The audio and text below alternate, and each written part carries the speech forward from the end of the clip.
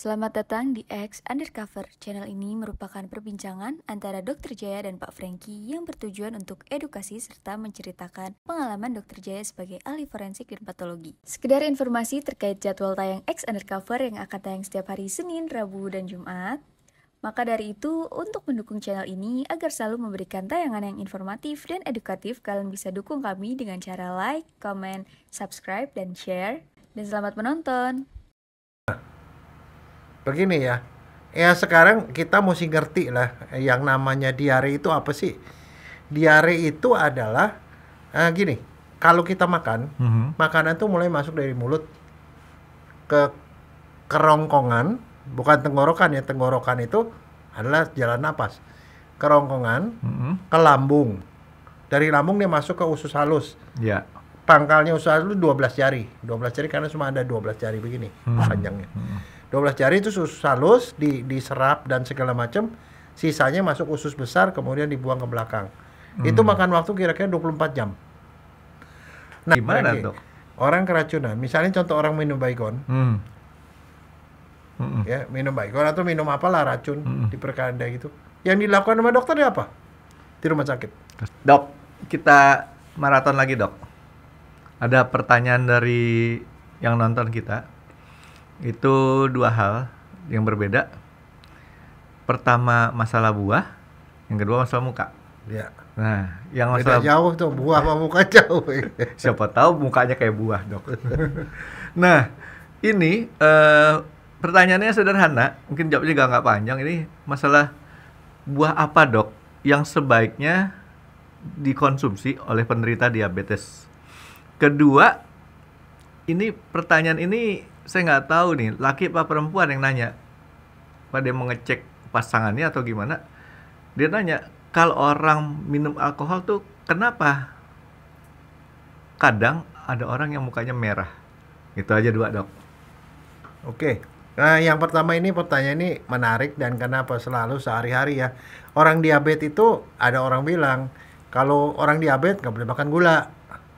Ya, tapi jangan salah, saya cuma bilang tidak boleh makan gula yang tinggi, dan kalau bisa juga jangan makan karbohidrat, karena karbohidrat sama gula sama aja, nanti ujung-ujungnya jadi gula juga, bisa naik itu. Oke, jadi kalau mau buah, pertama makan buah itu memang pada beberapa kenyataan makan buah itu tidak bikin gula darah naik kebanyakan. Secara umum, dok ya. Secara umum. Karena kenapa? Jenis gulanya beda. Kalau kita periksa gula darah, yang diperiksa adalah glukosa. Sedangkan kalau buah isinya fruktosa. Fruktosa itu tidak terdeteksi. Tetapi perjalanannya gula dan fruktosa itu beda. Glukosa yang dirubah jadi glukosa itu ya, itu dia akan dipakai buat energi. Jadi dipakai untuk energi. Tapi kalau gula buah tidak bisa dipakai untuk energi. Dia disimpan ke hati. Dia tidak meninggalkan gula, tapi disimpan di hati. Tapi setelah disimpan di hati, fruktosanya itu dia akan bisa berubah menjadi glukosa juga, tapi nanti nggak seketika. Jadi dia nggak bisa dipakai untuk booster gitu ya.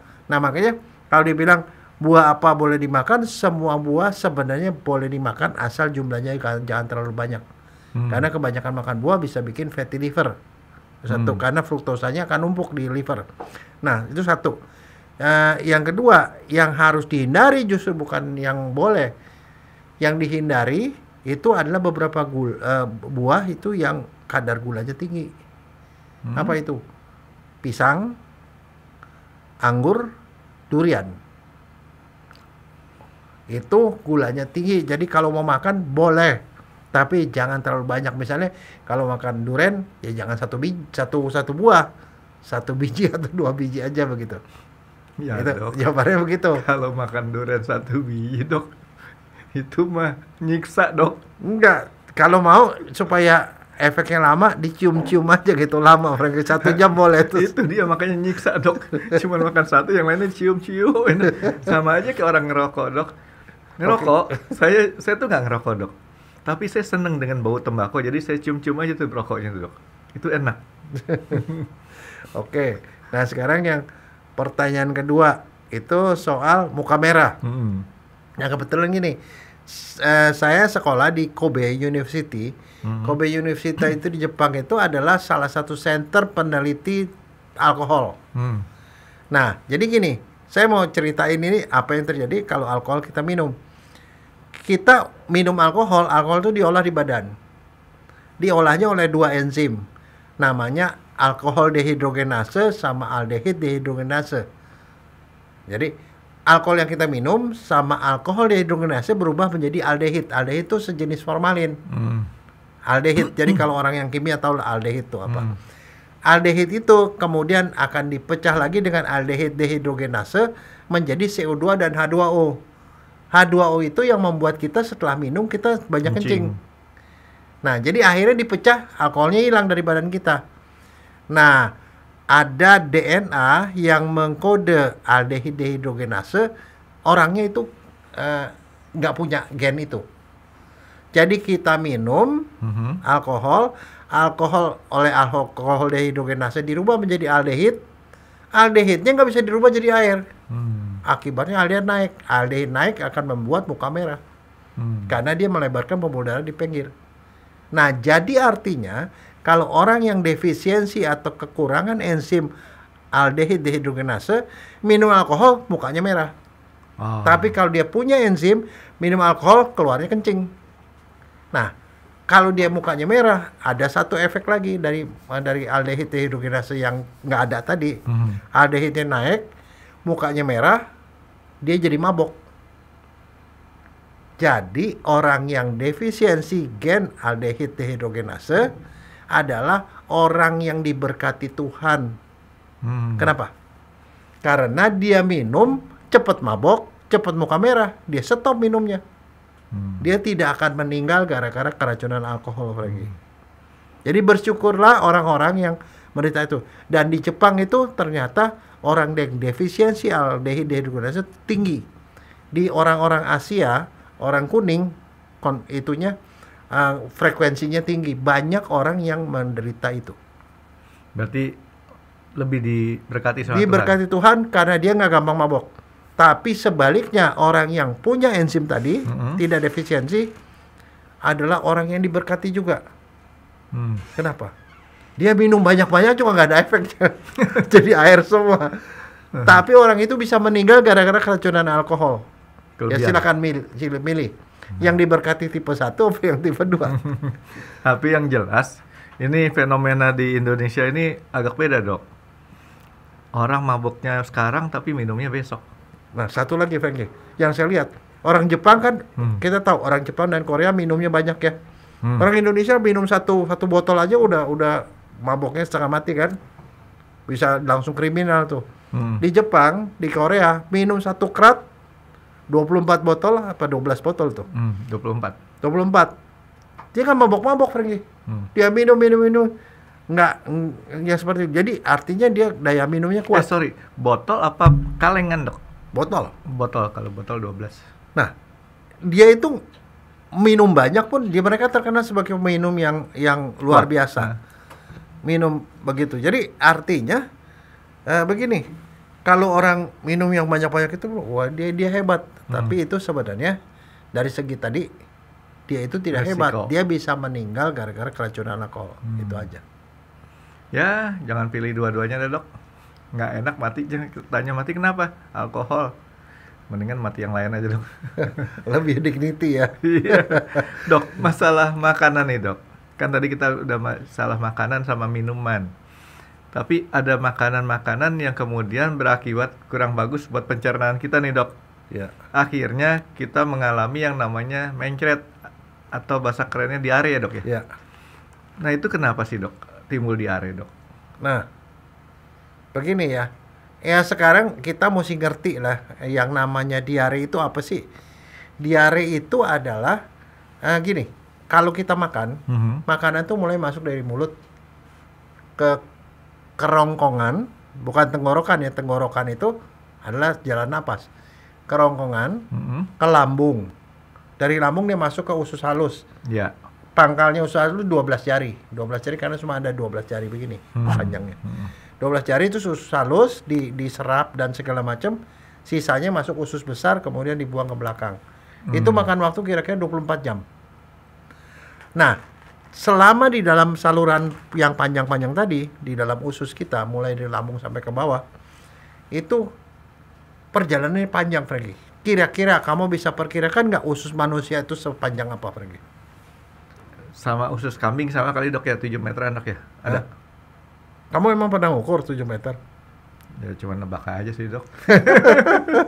Soalnya kalau saya ngeliatin kambing tuh dilebarin itu panjang. Berarti orang kan kira-kira perutnya sama dok ya? Tahu nggak kenapa saya tahu panjang usus manusia?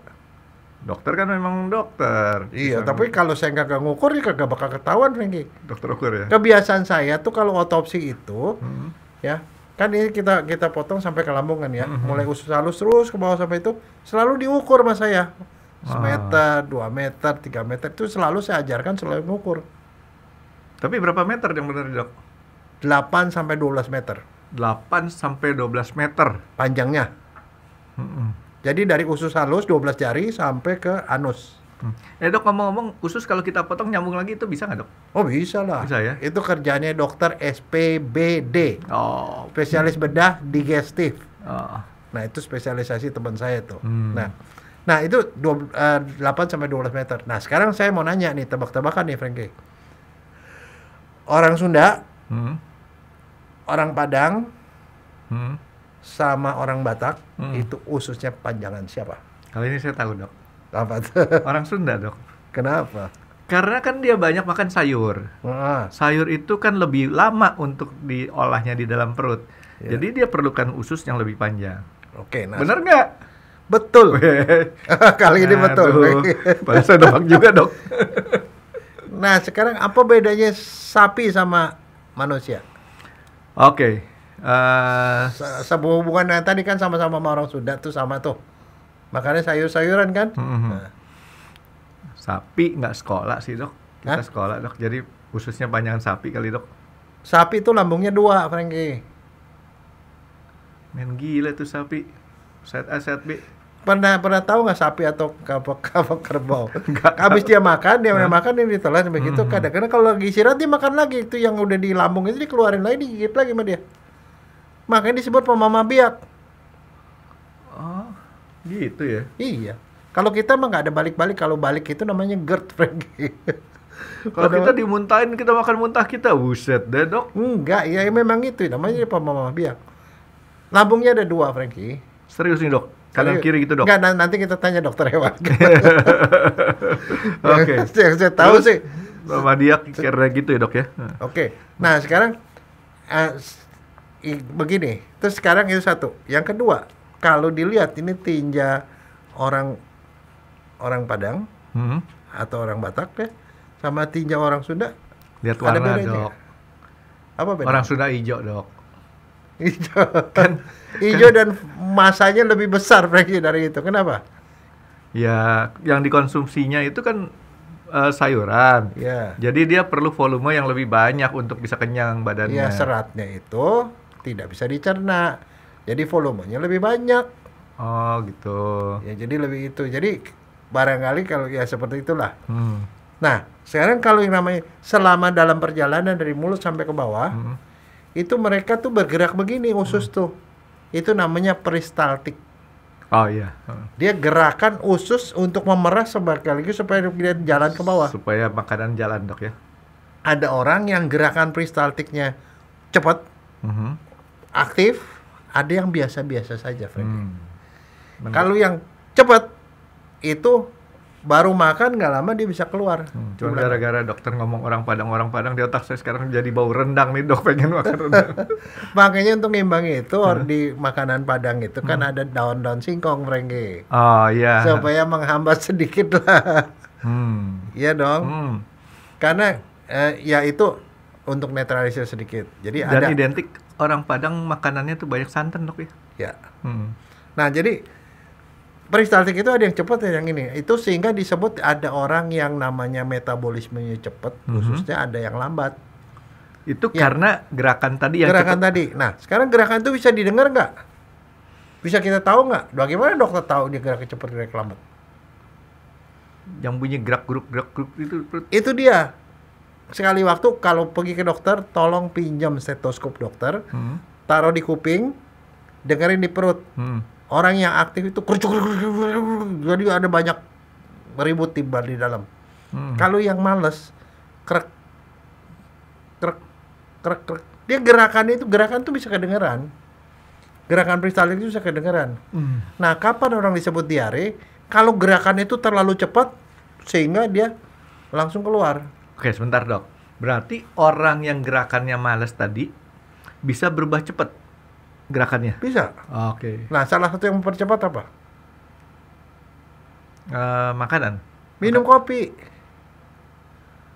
Ada beberapa Minum orang kopi. kalau habis minum kopi langsung bisa keluar. Dia bisa mempercepat. Tapi ada memang yang orang ada malas. Nah, ada dampaknya. Kalau yang ususnya malas, biasanya nyerapnya lebih efektif. Dia lebih gampang gemuk. Kalau yang dicepet-cepet gitu, dia biasanya kurus. Orang yang makan banyak pun tidak gemuk-gemuk gitu loh. Berarti banyak yang diserap sama usus itu dok Iya, ya? karena sepanjang perjalanan dia serap. Lama-lama jadi makin lama makin keras. Makanya kita akan ketemu ada orang yang buang airnya gampang dan lembek, maksudnya ya konsistensinya normal.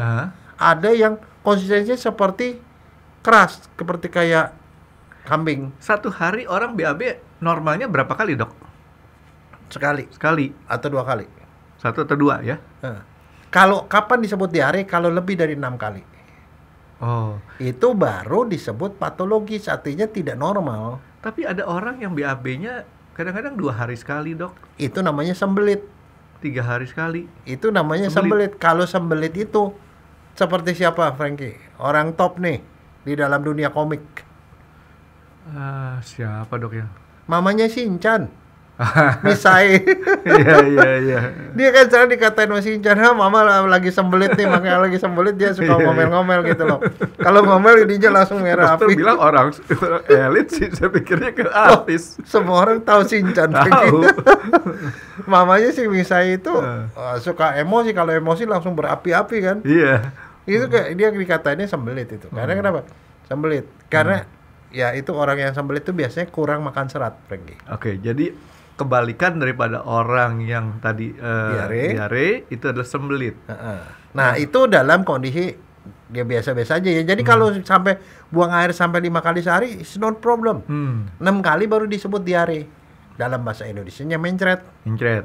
Nah, mencret itu tadinya pengertian saya nih dok, bukan hanya sekedar dari frekuensi yang lebih sering, tapi adalah kondisi tinjanya tadi. Oke, Yang kayak akibat bubur. dia sering, maka nggak sempat diserap cairannya, makanya keluarnya basah, banyak airnya, betul. nggak sempat diserap. Makanya itu selalu orang bilang mencret itu seolah-olah cuma cairan doang, berupa cairan. Tidak, masalah soal frekuensi. Nah, frekuensi. Nah, sekarang kalau orang mencret atau diare itu sebenarnya itu tanda apa? Tanda ada sesuatu yang tidak normal di dalam perut. Tuhan tuh sudah memberikan suatu mekanisme, kalau ada racun masuk, buang cepat-cepat. Kalau masih di atas, buang lewat muntah. Kalau di bawah, buang lewat tinja. Maka kalau orang mencret, mencret normal, artinya ada yang berbahaya masuk ke dalam perut. Tadi dokter bilang itu anugerah dari Tuhan. Iya. Bahwa kalau ada sesuatu racun, maka akan cepat dibuang. Iya. Misalnya contoh, kamu minum Baygon, otomatis kamu akan muntah. Karena itu mekanisme buang racun. Masuk kuman, yang kebanyakan masuk ke dalam perut nih virus, Frankie. Terbanyak pembuat diare itu adalah virus. Masuk ke dalam, ada virus langsung dibuang, buang mencret. Ada namanya nggak dok virusnya dok? Ada macam-macam, ada enterovirus, ada rotavirus, macam-macam. 1001 virus bisa masuk ke perut. Dan mekanisme khusus adalah untuk dibuang. Nah, kesalahan orang, mekanismenya itu sengaja di stop.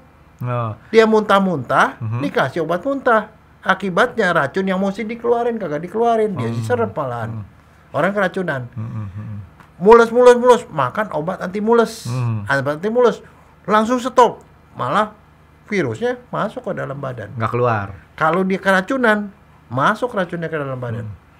Tapi ada satu gejala juga nih, Dok. Saya kan sering atau suka minum susu, Dok.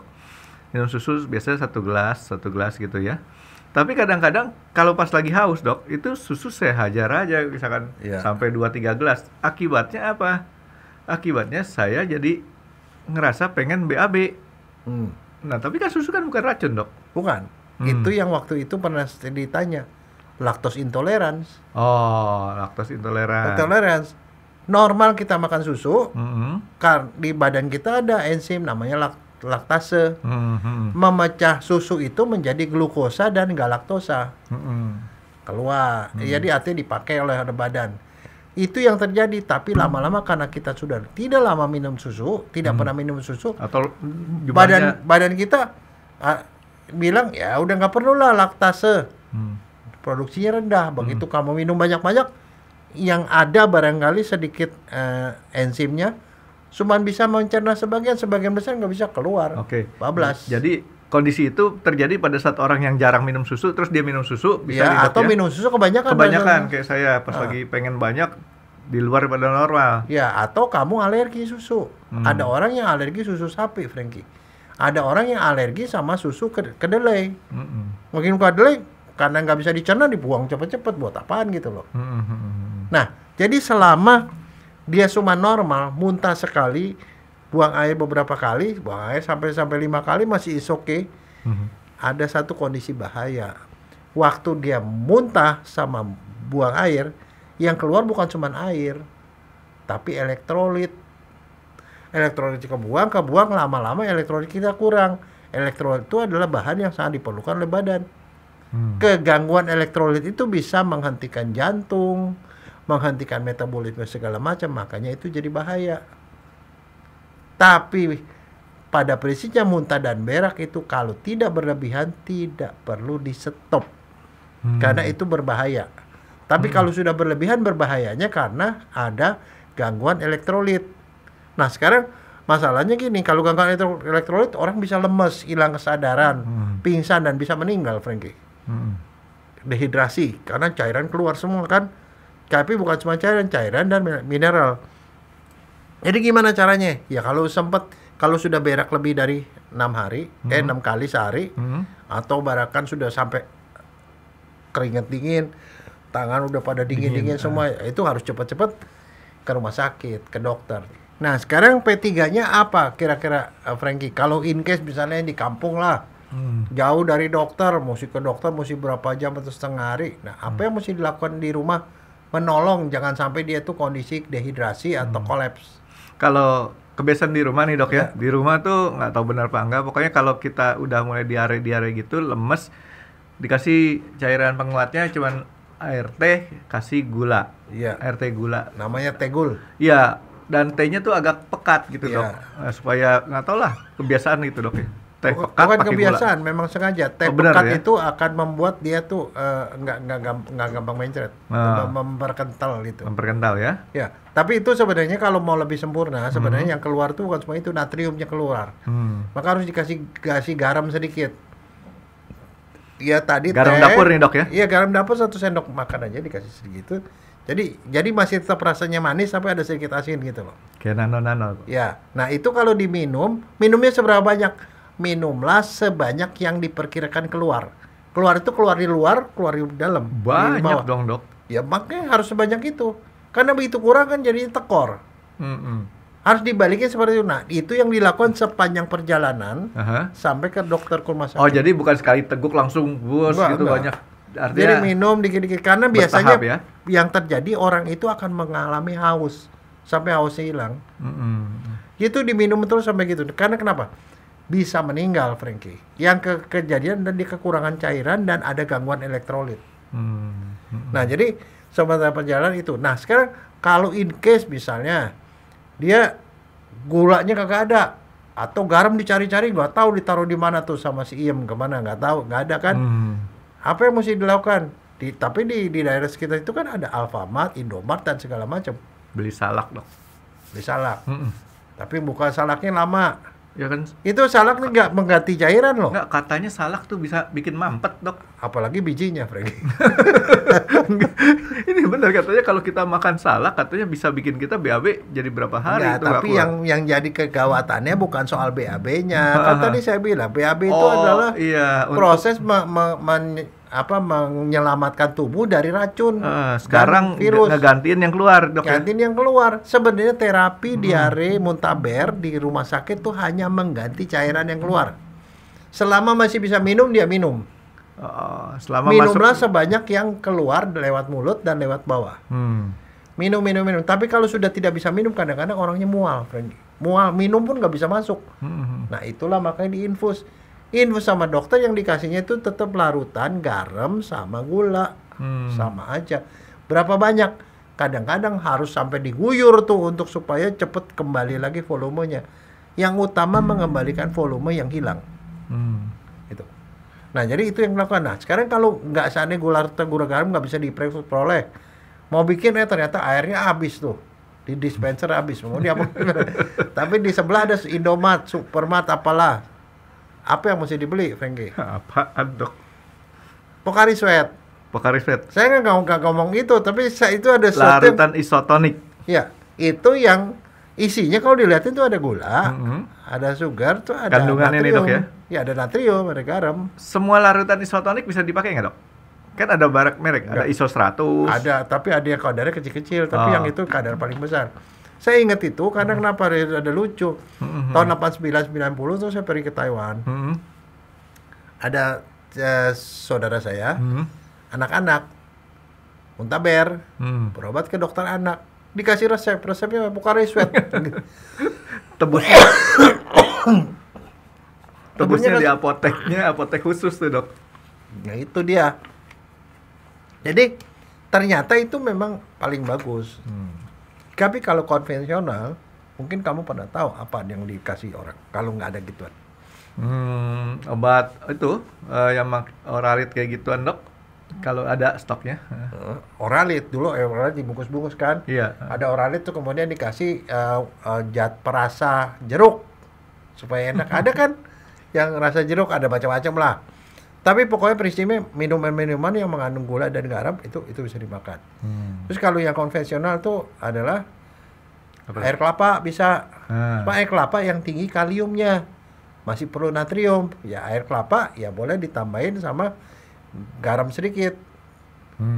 Minumlah sebanyak yang bisa diminum. Nanti kalau ke rumah sakit nanti dokter akan lihat orang ini bisa minum nggak. Kalau nggak bisa minum pasti diinfus. Diinfus itu dikasih. Mereka punya patokan ini dehidrasinya berat apa ringan atau sedang. Kalau dia berat dikasih infusnya sampai diguyur tuh. Cepet. Nanti mereka ada hitungannya berapa tetes gitu loh. Kalau itunya udah selesai, muntah dan beraknya selesai, udah selesai urusan. Yang mesti diingat adalah keracunan logam berat, racunan pada umumnya menimbulkan mual dan diare. Nah, ini balik lagi ke yang dokter omongin awal. Itu sesuatu racun, Dok, ya? Ya. Saya tuh Racun atau virus? Nah, saya tuh alergi. Ya. Alerginya konyol nih, Dok. Madu. Ya. Jadi kalau saya minum madu pasti muntah. Biasanya istri yang keracunan madu. Jadi kalau ada dengar madu dia marah, Pak Franky. Itu lain ya. Iya, enggak, maksud saya ini kasus ini benar-benar kejadiannya. Kalau saya ngomong gini banyak orang nggak percaya, tapi kejadiannya benar sekali.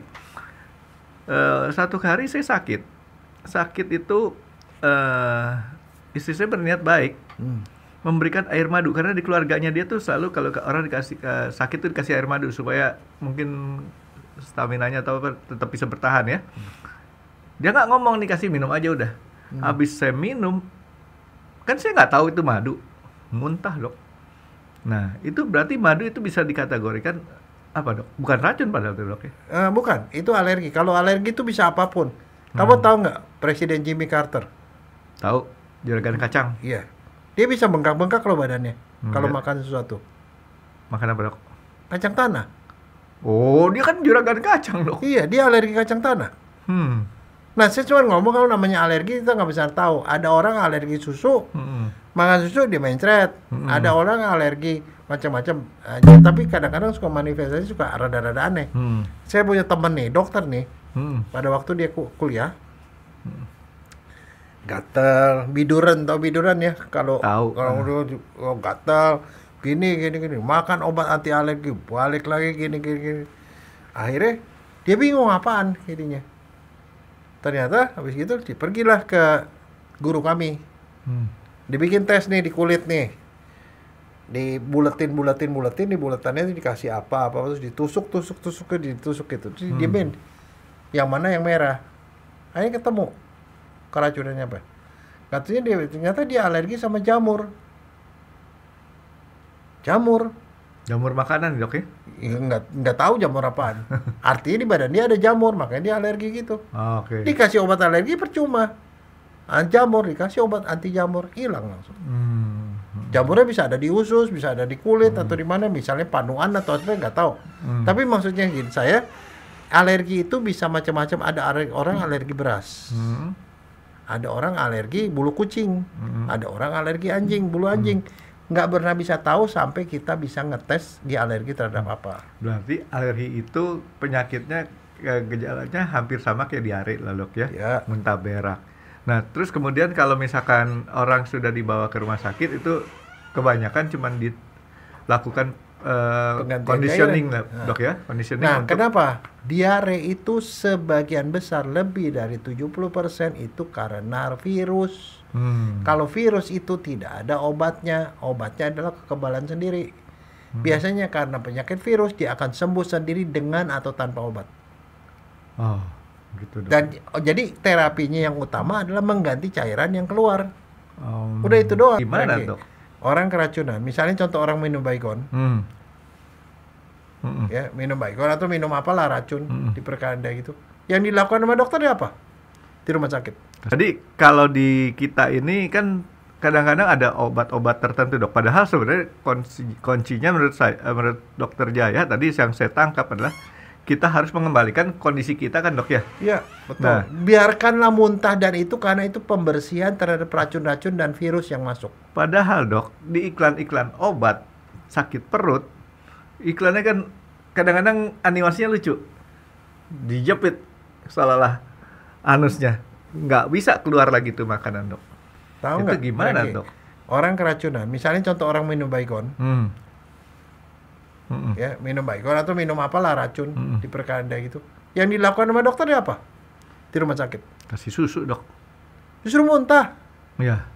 Kadang-kadang dikasih sirup, namanya sirup ipekak, supaya dia muntah dia keluar. Udah keluar sembuh. Keluarkan racunnya. Bukan malah dikasih obat supaya nggak muntah. Racunnya malah masuk. Itu yang terjadi. Nah, sekarang kalau kayak tadi yang saya tanyakan sama Dokter Jaya, kan obat-obat banyak nih, Dok. Ada yang pakai patpet gitu kan, atau pakai tap gitu kan. Itu kan obat untuk apa namanya? Mereka sebutkan supaya nggak udah dibikin mampet lah ya keluarnya. Itu gimana? Sedangkan si racunnya kan masih di dalam. Ya itu sebabnya, ya artinya racunnya dibiarkan lebih lama di dalam. Kalau sampai keserap lebih banyak yang lebih bahaya. Makanya obat-obat yang seperti itu, ada beberapa obat yang sangat poten untuk menyetop segala macam, itu dianggap sebagai obat daftar G. Obat yang harus dikeluarkan dokter karena harus diminum sesuai dengan dosis dan harus dengan indikasi yang benar gitu loh, nggak diminum obat bebas. Jadi kalau yang namanya obat bebas untuk diare cuma satu, Oralit. Ya sama tadi Pocari Sweat atau apapun lah yang begitu-begituan. Nah, tadi dokter awal sebutin karena ada virus masuk ke dalam badan. Pencernaan. Ya. Kemudian dikeluarkan dalam bentuk diare dengan frekuensi di atas 5-6 kali. Dia punya BAB-nya, Dok ya. Apakah setelah 6 kali itu kita sudah bisa yakini sudah berkurang banyak virus yang ada di dalam badan itu, Dok? Prinsipnya badan nggak akan berhenti sampai dia habis. Oh. Jadi itu mekanisme. Nah, itu adalah pertahanan tubuh yang telah diberi oleh Tuhan. Jadi jangan dilawan gitu loh. Itu prinsipnya seperti itu. Ya kecuali kalau tadi saya bilang kalau lebih dari 6 kali diperkirakan akan menyebabkan kita kekurangan cairan. Jadi, Dok, 5-6 kali terus aja biarin aja dok ya? Ya biarin aja karena itu adalah mekanisme makin banyak virusnya dia akan lebih dari sekian. Tapi sementara kalau kita jaga supaya hidrasinya cukup, cairan cukup yang antara keluar sama lebih bisa ditanggulangi dengan yang masuk, is okay. Jadi artinya apakah harus diinfus? Tidak, kalau dia masih bisa minum. Mungkin kalau orang dewasa dikasih pengertiannya lebih gampang dok ya. Yang repotnya anak kecil. Nah satu lagi, anak kecil itu adalah orang yang sangat rentan. Kenapa? Cairan tubuh manusia, orang dewasa, darah kita aja nih ya, darahnya itu antara 4 liter sampai 5 liter darahnya. Kalau anak kecil paling 1/10-nya. Jadi kalau kekurangan cairan dia mencret dengan jumlah yang sekian tuh dia lebih cepat bisa gampang gawat, meninggal. Jadi arti karena volumenya cairannya sedikit, keluar tidak terlalu banyak pun udah fatal buat dia. Ada 3 kategori orang yang sangat rentan terhadap diare. Artinya bahaya. Satu anak kecil, kedua orang tua. Orang tua kan daya tahannya juga kan nggak begitu tinggi. Dan satu lagi orang diabetes. Kenapa orang diabetes bisa sampai orang diabetes itu juga kondisi elektrolitnya juga tidak terlalu bagus biasanya, Frankie. Makanya kalau orang diabetes, kalau misalnya contoh punya keluarga diabetes, dia muntah-muntah, berak-berak, itu sebaiknya segera dibawa ke rumah sakit. Karena komplikasinya buat dia jadi berat sekali. Saya punya ibu yang diabetes, 2 kali masuk ICU gara-gara mencret. Itu nggak boleh dibiarkan. Itu jadi dia bukan orang normal. Artinya jadi kalau ada orang tua, anak kecil ataupun orang diabetes, begitu dia mencret, mendingan ke dokter deh di rumah sakit karena ditolongnya pasti lebih cepat mereka. Nah, tadi dokter bilang kan waktu kita masuk ke rumah sakit dok, itu kan yang diukur yang diinfus adalah elektrolit ya dok ya, natrium, kalium segala macam. Dan satu lagi jangan lupa, mereka periksa darahnya. Nah itu. Natrium, kalium, klorida segala macam diperiksa sehingga mana yang kurang itu yang ditambah. Kalau kelebihan dok gimana? Oh kelebihan juga sama bahayanya. Nggak boleh juga? Nggak boleh. Misalnya kalium kebanyakan. Misalnya contoh, dia minum air kelapa banyak-banyak. Kalium kebanyakan jantung berhenti, Frankie. Oh. Jadi nggak boleh sembarangan. Ya? Ada orang datang ke rumah sakit kondisinya gawat kayaknya parah udah teler-teler gitu diperiksa ternyata cuma natriumnya kurang. Di rumah sakit dikasihnya apa? Disuruh minum air garam. Sembuh lagi. Nah seperti itu. Tapi kalau nggak bisa ya diinfus terpaksa sama NaCl. NaCl tuh garam, Frankie. Infusnya infus garam. Jadi maksudnya be careful ya. Kadang-kadang ada orang yang saya ini darah tinggi, segala macam natrium dia kegemakan sama sekali gitu loh. Atau minum air kelapa kebanyakan gitu. Bisa kondisinya bisa parah, kolaps bisa. Jadi jangan main-main. Mineral itu kebutuhan kita nggak banyak, tapi kalau dia terlalu tinggi bahaya, terlalu rendah bahaya. Makanya di rumah sakit selalu diperiksa. Iya. Jadi itu melalui tes darahnya dulu dok. Iya. Waktu itu. Terus? Jadi nggak blind lah. Kalau di rumah kan dia masih blind. Makanya saya bilang tuh kalau minum Oralit atau minum Pocari Sweat atau apapun ya, air kelapa, itu hanya untuk pertolongan pertama. Tetap ujung-ujungnya harus di rumah sakit. Sebenarnya. Dirawat lah ya sama tim kesehatan ya. Mendingan ke rumah sakit daripada ke dokter ya. Kenapa? Ya perlengkapannya ada dok. Iya, pemeriksaan labnya kan gampang. Kalau ke dokter nunggunya lama. Udah gitu ke labnya lagi mesti kemana-mana. Kalau di rumah sakit kan otomatis begitu kondisi itu otomatis langsung di rumah sakit yang benar nih dok ya. Kan dokter bilang ada rumah sakit yang tidak profesional atau tidak sistem operasinya dok ya nggak benar ya, SOP-nya nggak benar ya. Jadi rumah sakit yang tanda kutip rumah sakit benar gitu ya. Nah untuk si diare ini kan kadang-kadang kan penyebabnya kita sebagai awam dok cuman ngelihat bahwa kita makan makanan yang salah makan katanya dok ya. Nah virusnya ada di situ berarti dok ya, di makanan tersebut. Dan satu lagi, salah makan juga bisa bikin begitu. Misalnya contoh, kita makan makanan yang tercemar oleh kuman misalnya. Ya ujungnya juga muntaber juga. Dan satu lagi jangan lupa, yang namanya muntah-muntah atau berak-berak itu bisa karena macam-macam mekanisme keracunan yang lain juga bisa. Itu adalah gejala umum. Makanya yang paling penting kita obati kondisi kekurangan cairannya. Kemudian dicari penyebabnya. Nah, penyebabnya bisa ketahuan kalau di rumah sakit diperiksa macam-macam kan.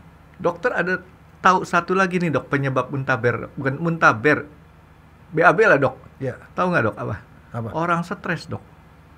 Oh iya. Orang stres mau ujian dok. Temen saya kejadian dok. Mau jam ujian. Frank. Gue mau ke WC dulu. Dari tadi tuh anak bolak-balik ke WC.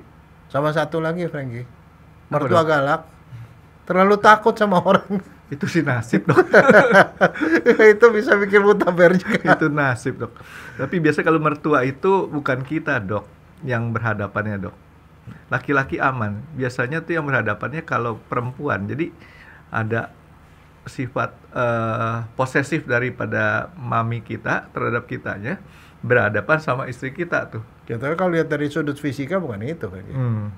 Itu kutub yang sama tolak menolak. Perempuan sama perempuan. Iya.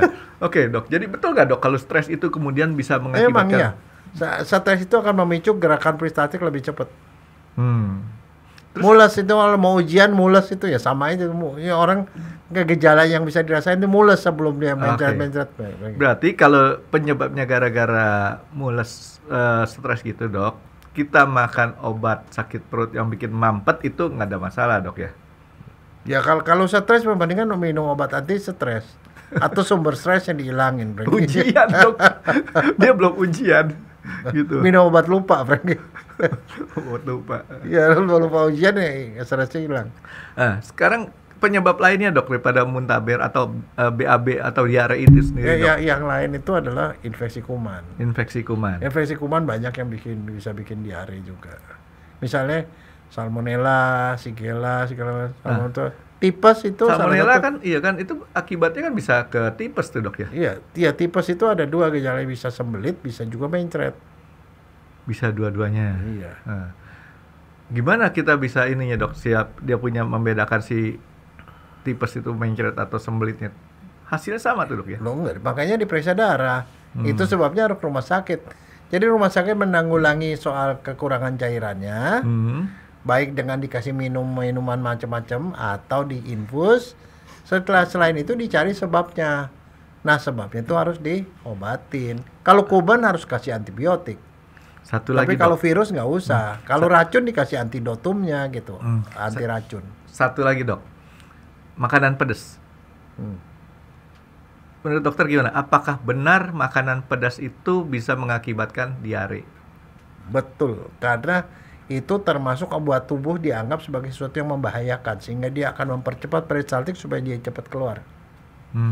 Jadi artinya terus makanan bersantan yang gurih-gurih. Ya sama, karena gini, orang bisa mencret juga itu misalnya contoh pada orang-orang yang dioperasi kandung empedu. Kandung empedu operasi itu bukan dioperasi kandung empedunya dibuang. Empedu itu adalah bahan yang bisa ngancurin lemak. Lemak yang kita makan dihancurin oleh cairan empedu. Dan kalau empedunya dibuang berarti dia nggak bisa mencerna lemak. Kalau kamu banyak makan santan, banyak makan yang berlemak-lemak, masuk ke perut, nggak bisa diolah, keluar.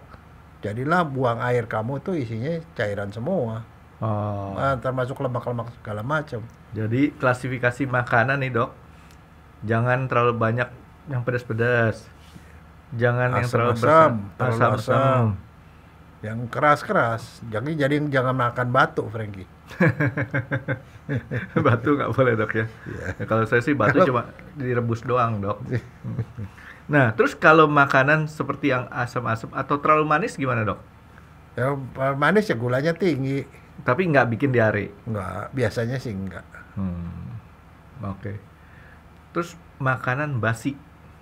Ya makanan basi kan ada kumannya, itu akan bisa bikin diare. Jadi makanan basi itu bukan karena basinya, tapi karena tercemar sama kumannya. Iya. Kalau makanan tersebut, kalau nggak basi, kalau nggak ada kuman nggak basi sih dok ya? Iya. Nah, misalnya makanan yang beracun itu antara lain yang kita pernah ngomong sepintasan pada waktu soal botox itu. Iya. Kita makanan kaleng, misalnya sarden, kulitnya kalau beli sarden tuh lihat tuh permukaan gitu, datar atau dia menggembung. Kalau dia menggembung, itu udah nggak layak makan. Apalagi kalau expirednya udah lewat kan, artinya itu udah ada racun, botox. Yang bikin kita itu ya botulinumnya itu bisa bikin kita keluar ada kumannya kan, berarti juga yang bikin akan diare itu. Ya agak repot juga dok ya. Jadi kalau kita salah penerapannya, itu kuman yang harusnya tadi dikeluarkan lewat jalan alam malah di stop. Iya. Kalau di stop itu artinya makin lama kita sakitnya dok ya. Iya. Harusnya benar-benar itu cuman istilahnya digantikan saja yang keluar dengan asupan yang tadi dikeluarin tadi dok ya. Iya. Dan sebenarnya kalau kapan itu berbahaya juga ya itu kuman yang paling sering kalau di Indonesia itu kuman kolera, Frankie. Masih ada dok? Oh banyak kuman kolera. Karena di sini itu saya itu ingat dulu ya waktu tahun 2000-an 90-an itu orang-orang Jepang itu kolera udah gak ada di Jepang, Frankie. Nah iya makanya. Nah kebetulan profesornya lagi datang ke sini bikin pelatihan. Habis itu diajakin makan di sini kan di Indonesia tuh kolera masih banyak, Frankie. Sampai sekarang dok? Oh sampai sekarang masih banyak. Nah dia dibawa makan gitu, rupanya dia ketularan dan dia nggak punya daya tahan. Orang Indonesia itu daya tahannya hebat, sudah kan berkenalan sama kolera sejak kecil. Jadi dikit-dikit mah kuman gak apa-apa dia si Jepang ini. Udah di sini sih nggak apa-apa. Sampai di Jepang ternyata dia mencret-mencret dan kolera itu mencretnya khas. Beraknya itu buang airnya itu tidak ada isinya.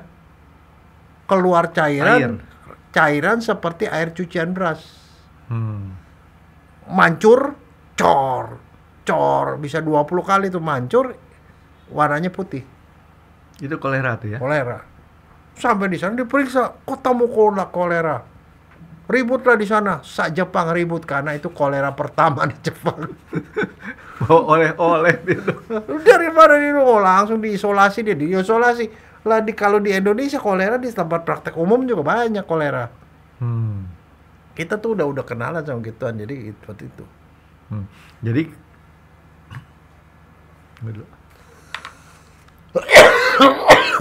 Jadi problem utamanya untuk diare ini dok, karena si masukan makanan yang nggak beres lah dok ya, kasarnya gitu ya.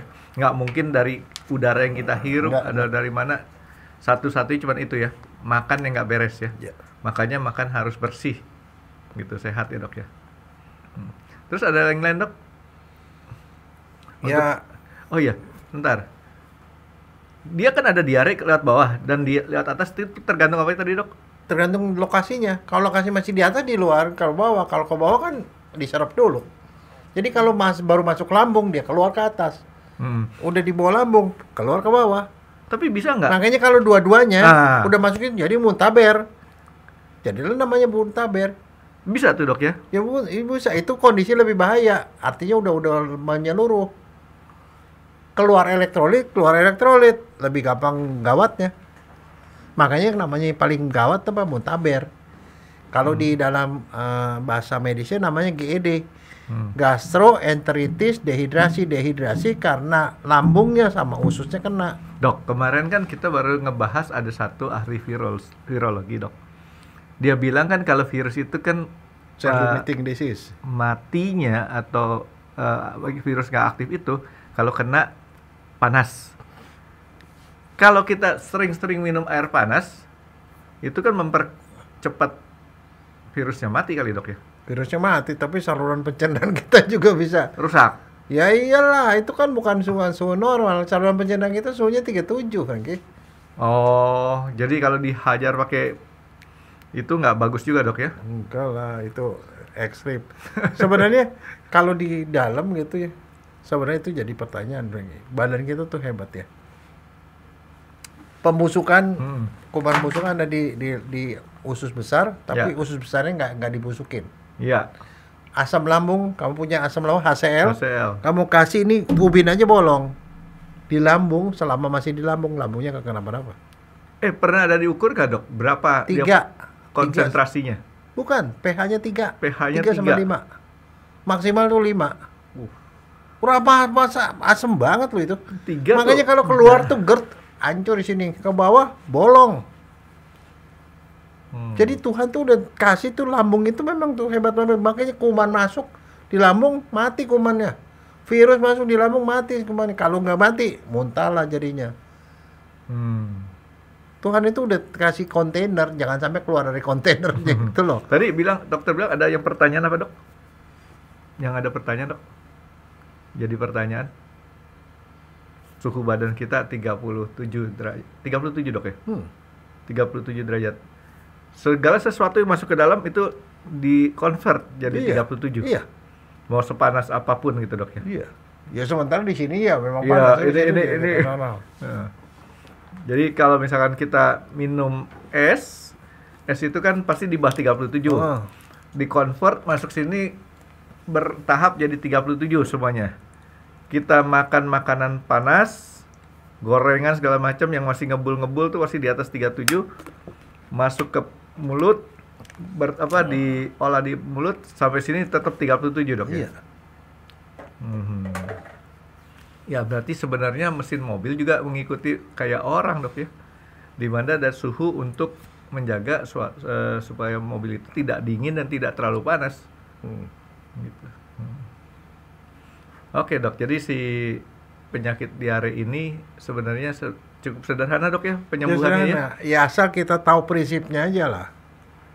Nggak perlu terlalu panik dan asal kita tahu berapa yang harus ditebus karena keluarnya tadi sama satu precaution itu tadi, anak-anak jangan main-main sama anak-anak. Anak-anak kalau dia kagak mau minum ya kagak mau minum, nggak peduli dia kan. Iya. Susah. Orang tua dan satu lagi orang kencing manis itu harus hati-hati. Oke, Dok, ya mudah-mudahan lah, Dok, kita cepat bisa bebas dari muntaber, kolera dan sebagainya, tapi kayaknya agak sulit ya, Dok, kalau kolera ya. Iya. Negara tetangga kita, kalau Indonesia ada pasti di negara tetangga pasti juga banyak, Dok. Iya. Gitu, Dok ya. Baik, Dokter Jaya, thank you banget nih, Dok. Terima kasih sudah menonton X Undercover. Jangan lupa like, comment, dan subscribe. Dan ditunggu ya video-video kami selanjutnya. Nah, buat kalian, jika ada pertanyaan untuk Dr. Jaya, boleh banget komen di bawah. See you guys!